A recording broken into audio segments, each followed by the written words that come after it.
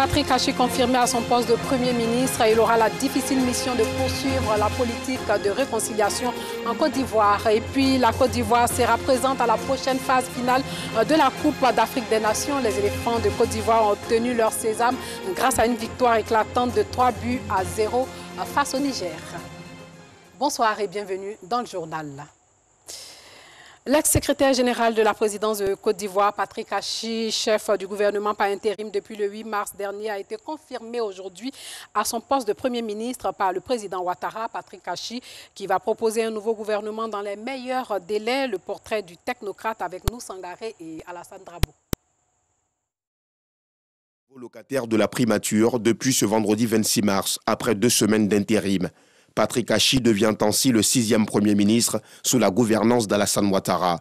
Né en 1955 à Paris, en France, Patrick Jérôme Kachis est titulaire d'un master des sciences en management obtenu à l'université de Stanford, aux États-Unis, et un diplôme d'ingénieur de l'École supérieure d'électricité de Paris. Le nouveau Premier ministre a fait ses études secondaires et universitaires en Côte d'Ivoire, où il a obtenu son baccalauréat série C au lycée classique de Cocody et une maîtrise de physique à l'ex-Université nationale de Côte d'Ivoire, devenue Université Félix Houphouët-Boigny de Cocody. C'est un habitué des questions de développement national. Technocrate et cadre dans l'administration ivoirienne, Patrick Kachis est à l'origine de plusieurs réformes institutionnelles. Ce sont notamment pour le secteur de l'énergie, la création de l'autorité nationale de régulation du secteur de l'électricité et la SOPIE en 1999. Il est aussi l'initiateur de l'ARCC, Autorité de régulation du café-cacao, pour avoir été le délégué du gouvernement en charge de la réforme de la filière café-cacao en 2000. De 2000 à 2017, il occupe sans discontinuité le poste de ministre des Infrastructures économiques, d'abord sous le président Laurent Gbagbo, 2000 à 2010, et ensuite le président Alassane Ouattara, 2010 à 2017. À la tête de ce département ministériel, Patrick Kachis est à la base de la naissance en 2001 de l'AGEROUTE et du Fonds d'entretien routier. On lui attribue également la création de l'Office national de l'eau potable en 2006. En 2017, cet administrateur chevronné connaît une promotion avec une nomination au poste de ministre d'État, secrétaire général de la présidence de la République, responsabilité qu'il occupe jusqu'en mars 2021. Nommé Premier ministre ce vendredi 26 mars, Patrick Kachis doit maintenant soumettre une équipe gouvernementale à Alassane Ouattara dans les prochains jours. La maladie à coronavirus continue de sévir en Côte d'Ivoire. Le Conseil national de sécurité prolonge donc l'état d'urgence au 30 juin 2021. Lors de la réunion du CNS, la vaccination est élargie aux personnes de 18 ans et plus. Il faut procéder à la décentralisation de la campagne de vaccination, poursuivre et intensifier la sensibilisation en vue du strict respect des mesures barrières. Et puis les droits de la femme, toujours d'actualité à preuve, cet appel lancé par les femmes en situation de handicap à l'endroit de la tutelle pour une meilleure prise en compte de leur handicap dans la lutte contre le coronavirus et la politique nationale d'autonomisation des femmes. La thématique de la journée, promotion économique et sociale de la femme en situation de handicap face à la maladie à coronavirus pour une Côte d'Ivoire plus équitable. Le reportage de Alassane Drabo. Aude Anne Paulette est aveugle. Ce matin, elle se trouve à l'université Félix Houphouët-Boigny pour prendre part à la célébration de la journée des droits de la femme. La cérémonie est organisée par la Fédération ivoirienne des femmes handicapées, faite hier, dont Anne Paulette est membre. La femme, normalement, elle est, je peux dire, marginalisée. Elle est marginalisée, c'est pour cette raison que elle est célébrée. Mais la femme en situation de handicap, je peux dire, elle a un double handicap. Le fait déjà d'être femme, elle est marginalisée et en plus, elle est handicapée. Donc, on est un peu oublié par la société. La pandémie de Covid-19 a bouleversé plusieurs habitudes. Les femmes handicapées en ont elles aussi fait les frais. Pour nous, personnes en situation de handicap visuel, nous avons besoin que quelqu'un attrape notre main pour nous guider. Lorsque nous allons quelque part, quand nous descendons du véhicule par exemple, pour pouvoir traverser, il faut qu'on attrape notre main. Mais avec l'avènement du coronavirus, au début, les gens avaient peur d'attraper nos mains pour nous guider, puisqu'on parlait des mesures barrières. Les albinos, les femmes de petite taille, les non-voyantes ou encore les femmes malentendantes, toutes sont unanimes. Leur handicap n'est pas toujours pris en compte. C'est d'attirer l'attention des pouvoirs publics sur les besoins spécifiques de la femme vivant avec un handicap. Parce qu'aujourd'hui en Côte d'Ivoire, il y a tellement de structures qui sont déjà mises en place pour accompagner les femmes dans leur développement économique. Le but, c'est que toutes ces structures qui ont été mises en place par le gouvernement pour accompagner les femmes dans leur développement économique, que ces structures-là puissent prendre en compte la dimension handicap pour que leur action soit beaucoup plus percutante. Pour faire entendre leur voix, les femmes handicapées ont fait appel à Yolande Yassé, épouse du premier magistrat de la commune de Cocody. Il est important de dire que la Côte d'Ivoire est un peu à la traîne par rapport à la situation des personnes en situation d'handicap. Je voudrais m'impliquer un peu plus auprès des autorités administratives de Côte d'Ivoire afin que les droits des femmes handicapées soient pris en compte. Pour une meilleure résilience face à la pandémie de coronavirus, les femmes handicapées souhaitent une meilleure promotion économique et sociale pour une Côte d'Ivoire plus équitable.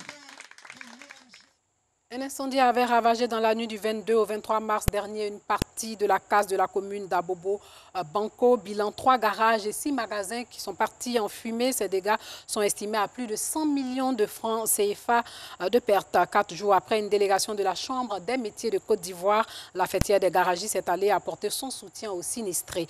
Ido Georgette, Paragassorokoni. Voici tout ce qui reste après l'incendie qui a ravagé une partie de la casse d'Abobo Banco dans la nuit du lundi 22 mars aux environs de 4 h du matin. Bilan, 3 garages et 6 magasins partis en fumée. J'étais à la maison à 4 h du matin. J'ai un collègue qui m'a appelé, une surveillance d'ici, et le garage a pris feu. Directement, j'ai appelé mon collègue aussi. On s'est donné rendez-vous, on est venu rapidement à 4 h du matin. Vraiment, on est venu trouver que la flamme était trop. On ne pouvait pas, on a appelé les sapeurs-pompiers. À 4 h jusqu'à 5 h, ils étaient là. On s'est aidé pour éteindre le feu. Et on vient de trouver le feu était déjà grand. Le feu a commencé de là. On a commencé à partir vers le magasin. On a commencé à brûler le véhicule qui était là. La voiture même qui était là, elle était déjà finie à partir. Informé, une délégation de la Chambre des métiers de Côte d'Ivoire, la fêtière des garagistes, accompagnée des autorités municipales, s'est rendue sur les lieux. Nous sommes ici sur le terrain, au nom du président Bama Kassoum, pour venir apporter notre soutien, notre compassion aux artisans sinistrés ici à la casse. Cela pose toujours le problème de l'installation des artisans, de leur recasement sur les différents sites. Et à ce niveau, le gouvernement a beaucoup fait, a beaucoup travaillé, mais nous disons qu'il y a encore beaucoup de travail à faire. Et nous regardons donc vers le gouvernement pour permettre à nos artisans de s'installer sur des sites adéquats pour leur permettre de mener tranquillement leurs activités. Si les espaces étaient aménagés convenablement, espacés avec des installations dans les normes, je pense que c'est des choses qu'on peut éviter. C'était vraiment très important que nous arrivions là pour nous enquérir des dégâts et puis rendre compte à l'autorité municipale. Si les causes de l'incendie restent inconnues, les dégâts, eux, sont estimés à plus de 100 millions de francs CFA selon le président du conseil d'administration de la coopérative des garagistes de Côte d'Ivoire. Il y a des matériels dans les magasins. Il y avait 3 véhicules qui étaient en état de marche qui devraient aller à la visite technique et commencer à rouler. On a 2 moteurs de la nouvelle génération, moteur de Penta qui a un compresseur qui fait, je crois, près de 60 bars. Donc les 2 compresseurs sont partis. Et il y a 5 véhicules qui sont partis, y compris les magasins et les pièces détachées. Donc on peut évaluer à près de 100 millions de pertes. Nous lançons un appel à la mairie d'Abobo et aussi le ministère de l'Artisanat, voilà, qui est la tutelle, et la Chambre nationale des métiers. Selon les responsables de cette ferraille, ce n'est pas la première fois qu'une partie de la casse d'Abobo Banco part en fumée. Elle a été créée depuis 1993 et compte à ce jour plus de 170 artisans. Responsables et membres des coopératives producteurs de cacao de la région de l'Agné-Bichiassa ont été récompensés pour leur abnégation au travail et leur engagement au bien-être de la communauté de la dite région. C'était hier à la salle des fêtes de la mairie d'Arboville à l'occasion de la célébration des 18 ans d'existence de la société coopérative ivoirienne de négoce de produits agricoles SIMPA, la SIMPA, qui a offert des béquilles et des fauteuils roulants aux personnes en situation de handicap et des motocyclistes aux meilleurs paysans. Salle des fêtes de la mairie d'Arboville. Ses responsables et membres de la coopérative, mais aussi ses producteurs de cacao de la région de l'Agné-Bichiassa, distingués et honorés pour leur sens élevé de la responsabilité et leur abnégation au travail bien accompli. Cérémonie de distinction qui s'inscrit dans le cadre de la célébration des 18 ans d'existence de la société coopérative ivoirienne de négoce de produits agricoles SIMPA, créée en mars 2003. Nous avons commencé à 150 membres et aujourd'hui, nous sommes à 3500 membres. 18 ans aujourd'hui, nous voyons qu'il y a de l'évolution. Vous-même, vous voyez ce qu'on a pu faire ici aujourd'hui. Beaucoup d'œuvres sociales ont toujours été faites aux démunis. Et ces gens-là en ont besoin. Au moment où ils ont besoin, ils viennent vers nous, on arrive à le faire. Et ça, c'est une fierté pour nous. Les bénéficiaires n'ont pas manqué de traduire leur reconnaissance aux responsables de cette société coopérative. Ça me fait chaud au cœur parce que j'ai été fonctionnaire et à la retraite, je me suis mis à travailler la bourse. Je suis très heureux d'être distingué aujourd'hui et je vais doubler d'efforts pour toujours être honoré. La SIMPA, c'est une société coopérative qui aide beaucoup les femmes. Surtout moi, je suis une femme productrice café cacao. Ce n'est pas permis à tout le monde de reconnaître les bienfaits d'une personne. Il a reconnu tout ce que j'ai fait pour lui, voilà pourquoi il m'a honoré. Cette cérémonie de célébration des 18 ans de la SIMPA et de distinction a bénéficié du soutien des autorités administratives et des chefs traditionnels de l'Agné-Bichiassa, des présidents de conseil d'administration des coopératives Café Cacao de Côte d'Ivoire, des responsables du conseil Café Cacao et des hommes du monde du football. C'est une société citoyenne. Ici, vous avez vu tous les chantiers qui ont été ouverts, ils se sont engagés. La lutte contre le travail des enfants dans les plantations. Mais au-delà, l'autonomisation de la femme, ils se sont engagés. Mais il y a un volet social qui a suivi. Construction d'écoles primaires, construction de centres de santé, équipement de centres de santé, réhabilitation de centres de santé et j'en passe. Projection des films institutionnels, dont aux femmes de la coopérative et aux personnes en situation de handicap, coupure de gâteaux, coupure symbolique du ruban et remise des clés du siège de la Chambre nationale des rois et chefs traditionnels de l'Agné-Bichiassa réhabilités par la SIMPA. Visite des locaux et de l'unité de transformation du cacao et du café de la SIMPA. Des temps forts qui ont également meublé cette célébration des 18 ans d'existence de la SIMPA.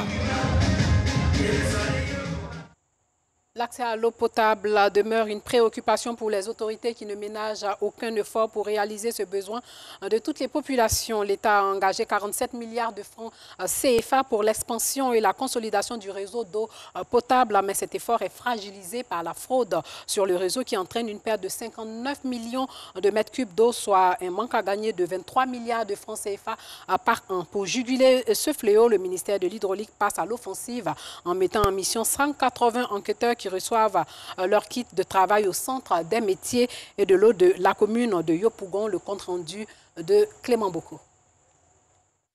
Dans plusieurs quartiers d'Abidjan, la quiétude des populations est souvent perturbée par des pénuries d'eau courante.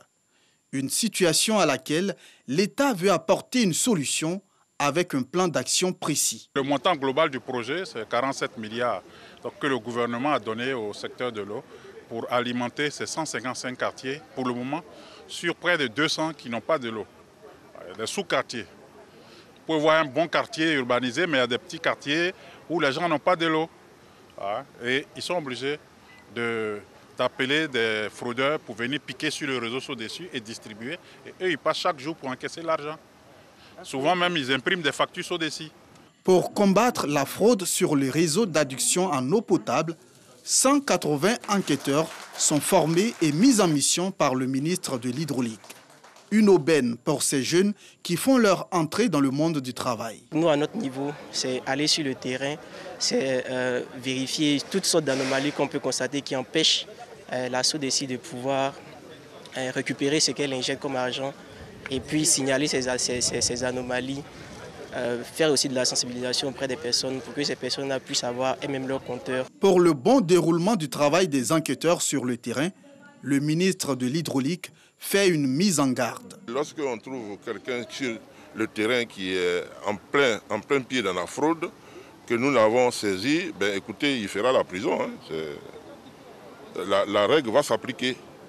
Donc je profite pour lancer un appel à la population, aux parents, que ceux des enfants ou des parents qui sont dans la fraude, dès maintenant, il n'est qu'à leur demander de quitter et de se mettre en règle. Aujourd'hui, si quelqu'un veut vendre de l'eau, bon, on est prêt à lui donner un compteur en bonne et due forme pour qu'il puisse vendre de l'eau et en faire son métier. Mais aller piquer de l'eau dans nos canalisations de manière frauduleuse, ça c'est répréhensible. Et nous allons sévir. Selon le ministre, l'État perd chaque année 23 milliards de francs CFA à cause de la fraude, soit 59 millions de mètres cubes d'eau produits à perte. L'action des enquêteurs pourra réduire considérablement ces chiffres dans les années à venir, selon le ministère de l'Hydraulique. Sachez que la Côte d'Ivoire sera présente à la prochaine phase finale de la Coupe d'Afrique des Nations. Les éléphants ont obtenu leur sésame grâce à une victoire de 3-0 face au Niger. Serge Aurier, Max Gradel et Wilfried Canon sont les auteurs des buts de la Côte d'Ivoire. C'était en fin d'après-midi aujourd'hui au stade Seyni Kounché de Niamey, c'est au Niger. Voilà, c'est la fin de ce journal. Portez-vous bien.